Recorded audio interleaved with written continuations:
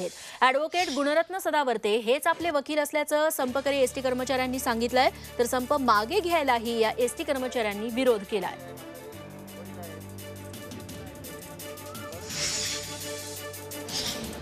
लसीकरण पूर्ण न झाल्यास लोकल ट्रेनने प्रवास न करू देण्याच्या राज्य सरकारने घेतलेल्या निर्णयावरची आजची सुनावणी तहकूब करण्यात आली आहे। आता 17 जानेवारीला याची सुनावणी होणार आहे। याचिकाकर्त्यांनी उपस्थित केलेल्या प्रश्नावर उत्तर देण्याचे आदेश कोर्टाने दिले। पिंपरी चिंचवडमध्ये पालिकेने जम्बो कोविड सेंटर सुरू करण्याचा निर्णय घेतला। या कोविड सेंटरमध्ये 600 ऑक्सिजन बेड आणि 200 आयसीयू बेड्स आहेत। सध्या या सेंटरमध्ये साफसफाई आणि इतर कामे सुरू आहेत। राज्यात ऑक्सिजनचा मोठा साठा आहे। प्रतिदिन 2100 मेट्रिक टन उत्पादन सुरू आहे। दुसऱ्या लाटेतून धडा घेत राज्याने ऑक्सिजन बाबत आत्मनिर्भर होण्याचा निर्णय घेतलाय।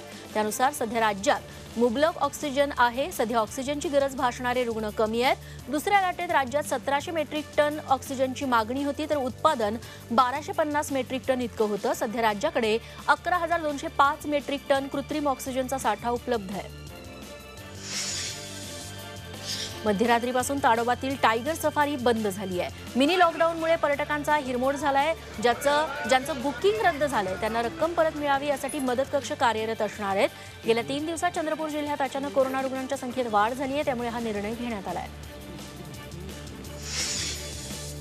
बीडमध्ये निर्बंध असूनही परळीच्या बाजारात तुफान गर्दी झाली। नागरिकांची बेफिकिरी आणि निर्ढावलेपणा यातून दिसतोय। जिल्हाधिकाऱ्यांच्या आदेशाला हरताळ फासला जातोय। जिल्ह्यात कोरोना रुग्ण वाढत असतानाही नियम पाळणं मात्र कुणाला जमत नाहीये। पिंपरी चिंचवड पोलीस आयुक्तालयातही कोरोना वेगाने पसरलाय। आयुक्तालयातील 35 जणांना कोरोनाची लागण झाली आहे। यामध्ये 9 अधिकारी आणि 26 कर्मचाऱ्यांचा समावेश आहे। भोसरी पोलीस स्थानकात सर्वाधिक 8 जणांना कोरोना झालाय, त्यामुळे पोलिसांनीही योग्य काळजी घेण्याचं आवाहन केलंय। देशातील कोरोनाचं वाढतं संकट पाहता स्पोर्ट्स ऑथॉरिटी ऑफ इंडियानं देशभरात सुरू असलेले 67 ट्रेनिंग सेंटर बंद करण्याचा निर्णय घेतलाय। अनेक राज्यांनीही वाढत्या कोरोनाच्या पार्श्वभूमीवर अनेक निर्बंध लागू केलेत, त्यामुळे खेळाडूंच्या सुरक्षिततेच्या दृष्टीनं आता सर्व कॅम्प बंद करण्यात आले। 50% उपस्थितीसह शाळा सुरू ठेवा अशी मागणी शिवसेनेचे माजी राज्यमंत्री अर्जुन खोतकर यांच्यासह इंडिपेंडंट इंग्लिश स्कूल असोसिएशनने केली आहे। आरोग्यमंत्री राजेश टोपे यांच्याकडे ही मागणी करण्यात आली। याबाबत मुख्यमंत्री निर्णय घेतील असं आश्वासन आरोग्यमंत्री राजेश टोपे यांनी दिलंय। दरम्यान जिल्हाधिकारी कार्यालयात निवेदन देण्यासाठी आलेल्या शिक्षकांनी आरोग्यमंत्र्यांसमोरच जमावबंदी आदेशाचं उल्लंघन केलं। कोरोना काळात राज्य सरकारचं धोरण गोंधळलेल्या अवस्थेत आहे। निर्णय घेणारी सक्षम व्यक्ती सत्तेत नाही, सक्षम असं नेतृत्व नाही, अशी टीका भाजप आमदार गोपीचंद पडळकर यांनी केली। दारू दुकानं सुरू आहेत, मात्र शाळा बंद केल्या आहेत। गरीब विद्यार्थ्यांना मोठा फटका बसत असून नव्या पिढीचं नुकसान होणार आहे, अशी भीतीही पडळकरांनी बोलून दाखवली। ते सांगलीत बोलत होते। कोरोनाचा प्रसार रोखण्यासाठी राज्य सरकारने लागू केलेल्या नव्या निर्बंधांवर भाजप नेते राधाकृष्ण विखे पाटील यांनी टीका केली आहे। सरकार टास्क फोर्सच्या मागे लपून जनतेच्या भावनांशी खेळत असल्याची टीका त्यांनी केली आहे। केवळ निर्बंध न लादता सरकारने उपायही सुचवायला हवेत, असं ते म्हणाले। कोरोना रुग्णसंख्या पाहूनच सिनेमागृहांचा निर्णय घेणार असल्याचं वैद्यकीय शिक्षण मंत्री अमित देशमुख यांनी स्पष्ट केलं। जे रुग्णालयात अमित देशमुखांच्या उपस्थितीत बूस्टर डोस देण्यास सुरुवात झाली। सिनेमागृहात यापुढे फक्त 2 डोस म्हणजे कोरोना प्रतिबंधक लसीचे 2 डोस झालेल्यांनाच प्रवेश दिला जाणार आहे।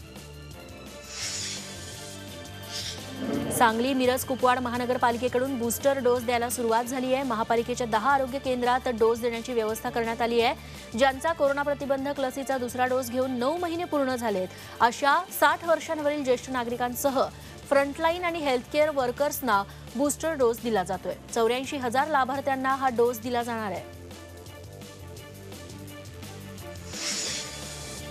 पुण्यातील केशवनगर मुंढवा भागात एका व्यक्तीनं नैराश्यातून आत्महत्या केली आहे। दत्ता पुशीकर असं या मृत व्यक्तीचं नाव आहे। लॉकडाऊन आणि सततच्या निर्बंधांमुळे नोकरी गेल्यानं त्यानं हे टोकाचं पाऊल उचललंय।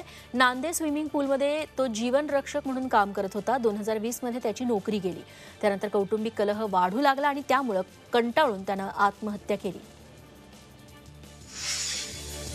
भंडारा जिल्ह्याच्या लाखांदूर तालुक्यातील सरांडी शेतशिवारात रानडुकरानं 3 महिलांवर हल्ला केला. या हल्ल्यात या महिला गंभीर जखमी झाल्या आहेत. लाखांदूरच्या ग्रामीण रुग्णालयात त्यांच्यावरती उपचार सुरू आहेत. हल्ल्याच्या या घटनेमुळे वन्य प्राण्यांचा बंदोबस्त करण्याची मागणी जोर धरू लागली आहे.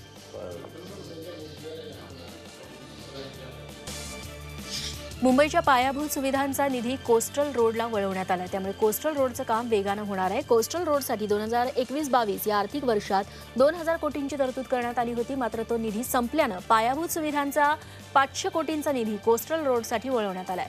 दरम्यान 2022-23च्या अर्थसंकल्पात कोस्टल रोडसाठी आणखी 3000 कोटींची तरतूद केली जाणार आहे.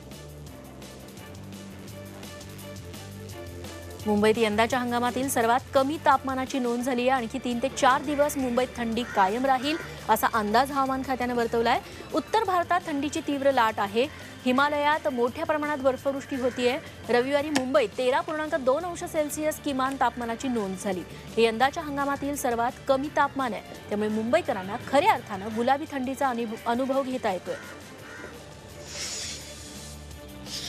नागपुरात एका रान मांजराच्या पायावरील शस्त्रक्रिया यशस्वी झाली आहे. पेंच व्याघ्र प्रकल्पालगतच्या महामार्गावर या रान मांजराला एका वाहनानं उडवलं होतं. त्यानंतर या मांजराच्या पायात लोखंडी रॉड टाकला होता. वर्षभरानंतर हे मांजर ठणठणीत बरं झालं. त्यामुळे या रान मांजराला पुन्हा त्याच्या नैसर्गिक अधिवासात सोडून देण्यात आलंय.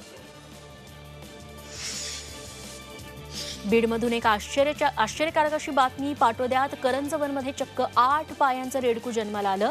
शेतकरी परमेश्वर खाडे यांची म्हैस गाभण होती. तिला 8 पायांचं रेडकू झालं. दुर्दैवानं हे रेडकू जगू शकलं नाही. म्हशीला वाचवण्यासाठी देखील डॉक्टरांना बरेच प्रयत्न करावे लागले. 8 पायांचं रेडकू जगलं असतं तर त्या संदर्भात संशोधन करता आलं असतं असं डॉक्टरांचं म्हणणं आहे. मुंबई विमानतळावर मोठा अपघात टळला. विमानतळावर एअर इंडियाच्या विमानाला ढकलणारी गाडी अचानक पेटली. विमानात प्रवासी असताना हा प्रकार घडला. मात्र वेळेत आग विझवण्यात आल्यानं मोठा अनर्थ टळला. आगीचं नेमकं कारण अद्याप कळू शकलेलं नाही.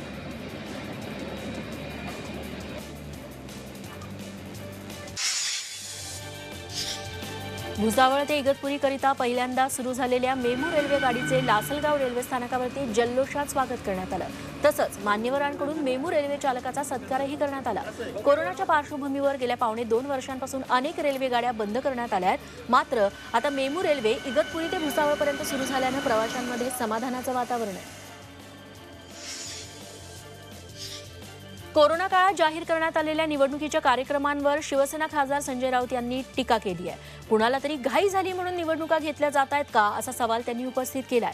तर दादरा नगर हवेलीप्रमाणे गोव्यात पर्रीकरांच्या कुटुंबानं हिंदुत्ववादी म्हणून शिवसेनेसोबत संबंध जोडण्याचा प्रयत्न केला तर नक्की शिवसेना त्यांच्यासाठी ताकद पणाला लावेल असं राऊत म्हणाले.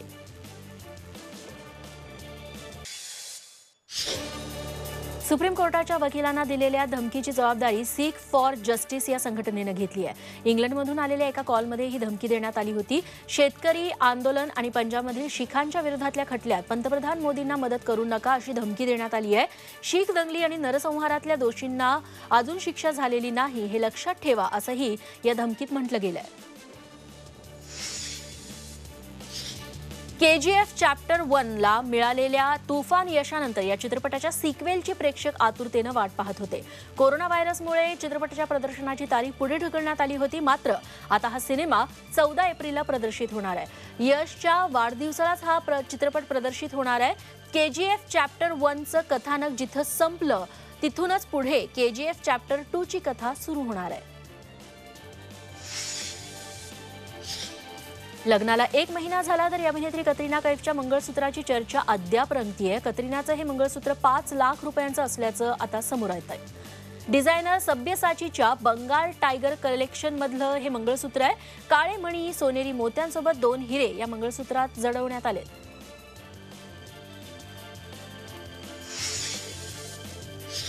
अभिनेता ऋतिक रोशनचा आज 48वा वाढदिवस. त्याच्या वाढदिवसाला त्याच्या कुटुंबात एका नव्या पाहुण्याचं आगमन झालंय.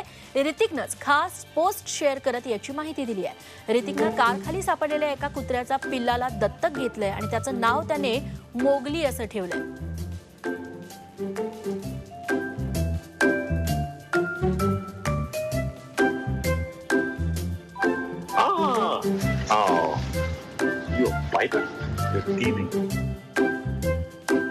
Let's do it. Where are you going?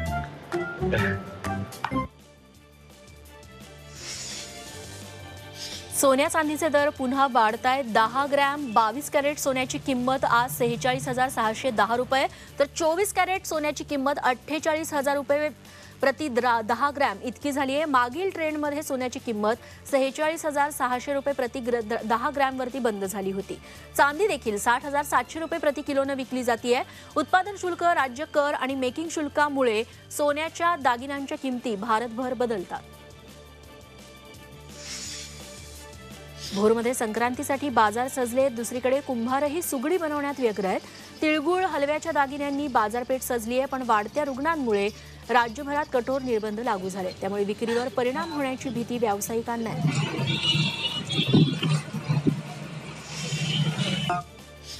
Vasai Virar महापालिकेच्या एका जुगाडाचा व्हिडिओ सध्या व्हायरल होतोय.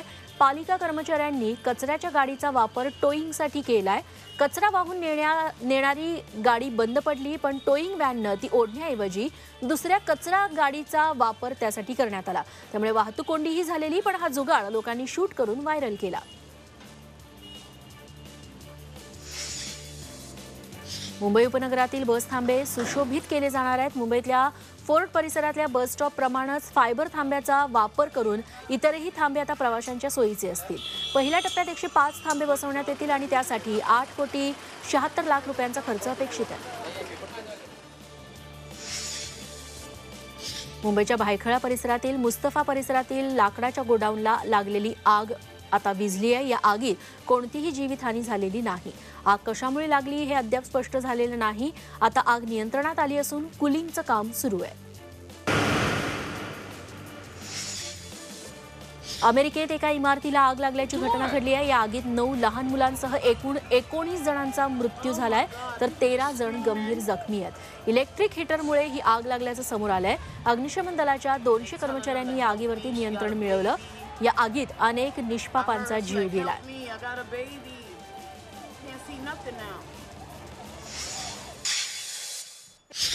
वैद्यकीय पदव्युत्तर प्रवेश प्रक्रिया अर्थात नीट पीजी प्रवेश प्रक्रिया येत्या बुधवारपासून सुरू होईल अशी घोषणा केंद्रीय आरोग्य मंत्री मनसुख मांडविया यांनी केली आहे. सर्वोच्च न्यायालयानं प्रवेश प्रक्रिया सुरू करण्याचे आदेश दिले होते. त्यानुसार 12 जानेवारीपासून ही प्रवेश प्रक्रिया सुरू होणार आहे. या प्रवेशात ओबीसी उमेदवारांसाठी 27%, तर ईडब्ल्यूएस उमेदवारांसाठी 10% आरक्षण कायम ठेवण्यात येणार आहे. 3 कोटींच्या वरचे सगळे बँक गैरव्यवहारांचा सीबीआय तपास करण्याची गरज आहे का याचा फैसला यापुढे तज्ज्ञांची समिती करणार आहे. सेंट्रल व्हिजिलन्स कमिशननं नियमात हा मोठा बदल केलाय. याआधी तज्ज्ञांच्या या समितीकडे फक्त 50 कोटींच्या वरचे गैरव्यवहार नेले जात होते. बँकांना दिलासा देण्यासाठी आता नियमात हा नवा मोठा बदल करण्यात आलाय. छत्रपतींचा विचार म्हणजे